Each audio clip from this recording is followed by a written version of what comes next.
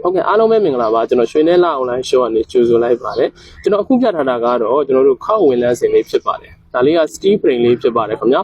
ကျွန်တော်တို့ indoor ပဲထားတာ outdoor ပဲထားတာအခုလိုမျိုးဒါအဆင်ပြေပြေအသုံးပြုလို့ရတယ်ဒါလေးကအဝတ်လန်းစင်လေးဖြစ်ပါတယ်ခင်ဗျာအဝတ်လန်းစင်ကိုမှကျွန်တော်တို့ steel frame လေးနဲ့လည်းဖြစ်တယ်ခောက်သိမ်းရတာလည်းလွယ်ကူမှကြိုက်တယ်ဆိုတဲ့ customer များအတွက်ဒါလေးကတော့ steel frame လေးနဲ့ခောက်ဝင်လန်းစင်လေးဖြစ်ပါတယ်ခင်ဗျာကျွန်တော်သူ့ရဲ့အပြင်ပုံလေးကိုအခုလိုမျိုးရိုက်ပြပေးသွားမှာဖြစ်ပါတယ်ခင်ဗျာ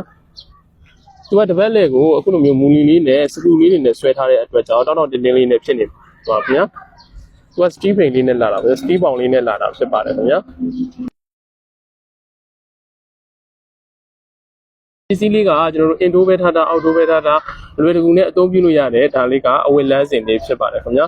ကျွန်တော်အိမ်ကန်းထဲမှာဆိုလဲတက်ရက်လေးနဲ့အသုံးပြုလို့ရတယ်ဒါလေးကတော့အဝတ်လန်းစင်လေးဖြစ်ပါတယ်ခင်ဗျာကျွန်တော်ရွှေနဲ့လာမှာလူတလောက်ဝယ်ယူအားပေးလို့ရပါပြီခင်ဗျာဝယ်ယူအားပေးကြတဲ့ customer တယောက်ချင်းစီတိုင်းကိုလည်းအထူးပဲကျေးဇူးတင်ရှိပါတယ်ခင်ဗျာအားလုံးကိုကျေးဇူးတင်ပါတယ်